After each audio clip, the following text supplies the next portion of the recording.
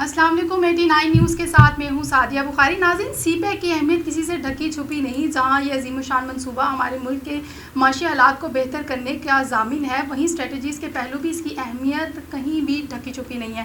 اس topic پہ بات کریں گے کہ سی پیک فیز 2 کیا ہے، کب مکمل ہوگا اور کیا اثرات ہوں گے، معاشی حالت کو بہتر بنانے میں کیا مدد ملے گی. ہمارے ساتھ تجزیہ نگار موجود ہیں عامر علی صاحب، ان سے بات کریں گے آج کے حالات پہ. کیسے ہیں سر آپ؟ الحمدللہ جی میں بالکل ٹھیک ہوں sir. Thank you for being here. سب سے پہلے میں آپ سے سوال کرنا چاہوں گی کہ انور ابراہیم جو پاکستان آئے ہیں، بڑی ٹریڈ ڈیل ہونے جا رہی ہے، کیا معاہدہ متوقع ہے؟ اور یہ بھی بتائیے گا کہ کچھ سیاسی جو پارٹیاں ہیں وہ احتجاج بھی کر رہی ہیں. جی بہت شکریہ. داتو انور ابراہیم، داتو سر کو کہتے ہیں ملیشین لینگویج میں. داتو انور ابراہیم یہ ایک بڑے زیرک سیاستدان ہیں اور انہوں نے ایک بہت بڑا عرصہ گزارا. ان کی کچھ پولیٹیکل، پہلے تو یہ ایک امبریلا کے نیچے تھے اور وہ تھی ان کی مہاتر محمد کی، پھر کچھ تھوڑے سے ان کے اختلافات بھی ہوئے. اور انور ابراہیم نے as a deputy prime minister ایک بڑا لمبا عرصہ گزارا، پھر پرائم منسٹر بنے. آئی تھنک کہ یہ شاید ان کا سیکنڈ ٹینیور ہے اگر if I am not on a mistake. تو انور ابراہیم اس پورے علاقے کے ایک بہت بڑے لیڈر ہیں اور ان کا ایک بڑا اثر و رسوخ ہے. اور ملیشیا اکانومیکلی اگر آپ دیکھیے تو ملیشیا کی آبادی جو ہے وہ آلموسٹ 3.3 ملین ہے. 3.3 ملین کا مطلب یہ ہے کہ آپ زیادہ سے زیادہ کراچی کے ساتھ حیدرآباد کی آبادی کو کاؤنٹ کر لیں تو اتنی پوری آبادی میں پورا، اور اس کا بھی 40% صرف کوالالمپور میں رہتا ہے. باقی پورا ملک جو ہے وہ جنگلات میں ہے. ان کی نیچرل ایکسپورٹس بہت زیادہ ہے، ربر بہت بڑی ایکسپورٹ ہے، پام بہت بڑی ایکسپورٹ ہے. تو پاکستان کا ٹریڈ بیلنس جو تھا وہ ہمیشہ ملیشیا کی ہی فیور میں گیا تھا. میں ملیشیا کو نا گرو کرتے دیکھا اپنی آنکھوں کے سامنے کہ ملیشیا نے گرو کیسے کیا، اور اس میں ان کے great leader Mahathir Mohamad, he played a very central character. کہ جب ملیشیا میں انڈسٹریلائزیشن ہو رہی تھی، انہوں نے انڈسٹری کو انسینٹیو کیسے دیا.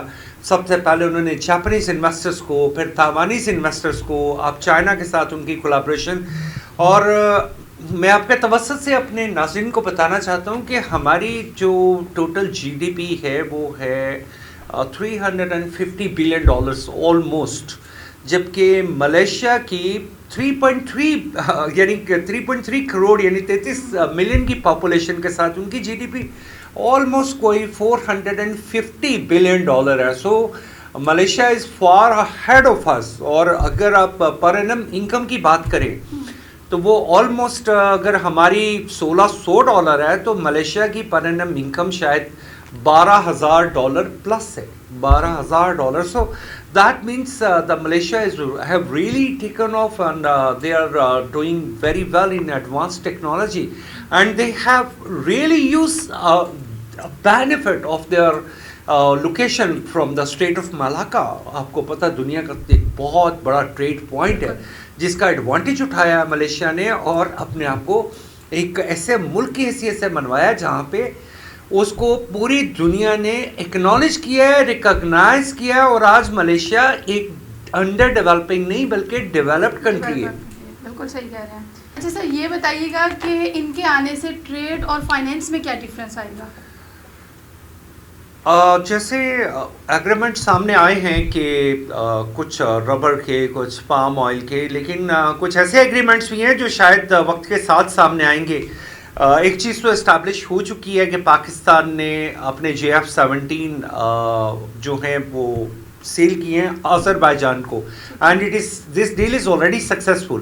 اور اگلے جو ممالک انکلوڈنگ ارجنٹائن جو انٹرسٹڈ تھے JF-17 میں، اس میں ملیشیا بھی سر فہرست تھا. تو یہ بھی پاسبل ہے کہ اسٹریٹجیکلی ایک یہ نیوز آئے کہ پاکستان اور ملیشیا کی کوئی ڈیل ہوئی ہے اور وہ JF-17 کی ہے. یہ میری اپنی آبزرویشن ہے.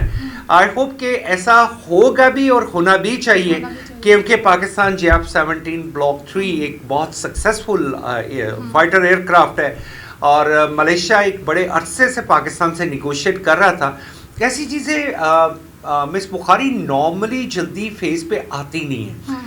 बैक ऑफ द ट्रैक ये चल रही होती हैं, लेकिन once it appears on a main frame it takes some time, like the same it was we were bargaining with Azerbaijan from last more than a year, and the deal been matured just a few days before, and immediately after that you can see that the Prime Minister of Malaysia is visiting Pakistan, and I feel this is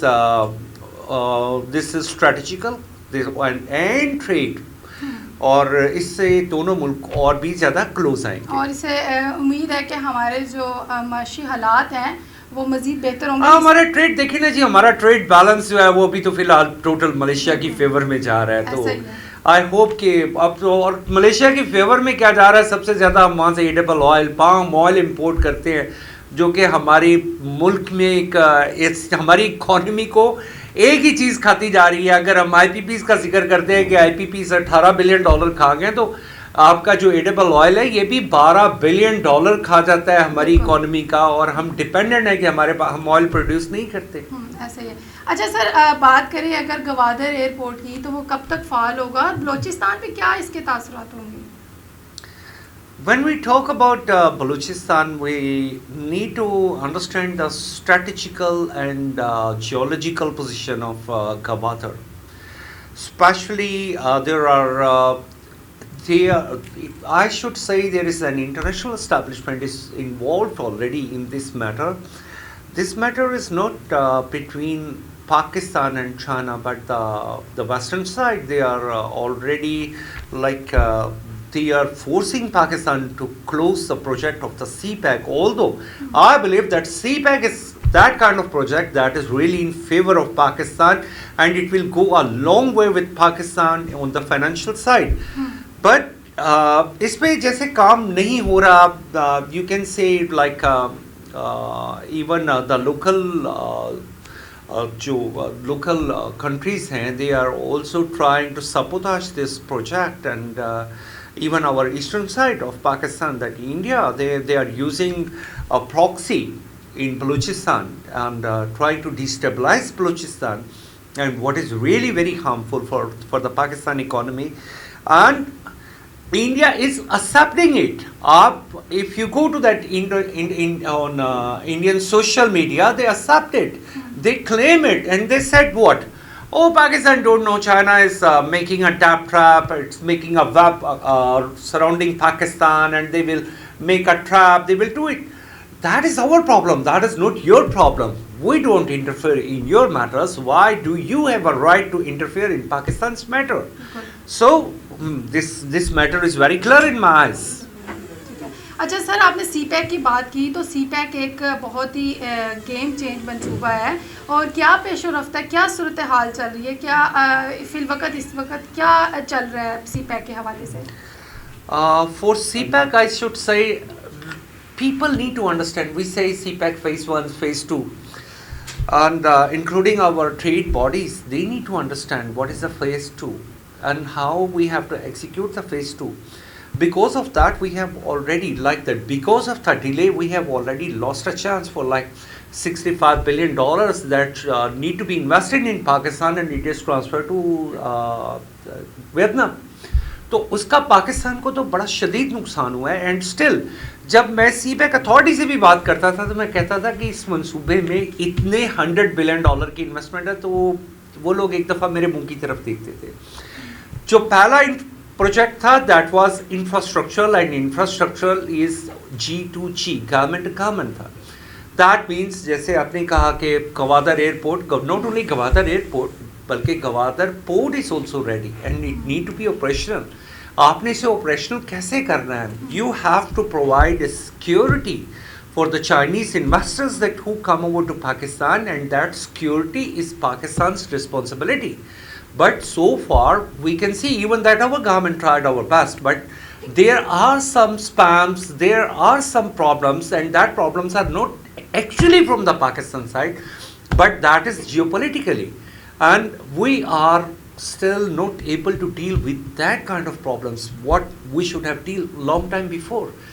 تو سی pack کے second phase میں industrialisation ہونی ہے. Industrialisation کا یہ مطلب ہے کہ جوائنٹ وینچر دونوں ملکوں کے درمیان، دونوں ملکوں کے ٹریڈرز کے درمیان، مینوفیکچررز کے درمیان روابط ہوں گے، اور China government is very much interested to move many of its industry. وہاں پہ انوائرمنٹل ایشوز بہت زیادہ ہیں اور پاکستان کے انوائرمنٹل ایشوز ویسے نہیں ہیں، تو they want to shift their industry especially جو کہ لیبر اورینٹیڈ ہے، اور اس کو شفٹ کرنے کا مقصد یہ ہے کہ وہ کاسٹ افیکٹو رہے. اور اس کا پاکستان کو الٹیمیٹلی فائدہ یہ ہوگا کہ جو ایکسپورٹس یہاں سے باہر جائیں گی وہ پیسے پاکستان کے اسٹیٹ بینک میں فال کریں گے، اور جب وہ پاکستان کے اسٹیٹ بینک میں فال کریں گے تو وہ آپ کے ٹریڈ بیلنس کو بالکل بیلنس کر دیں گے، بلکہ پاکستان کو پازیٹیو سائڈ پہ لے جانا شروع کر دیں گے.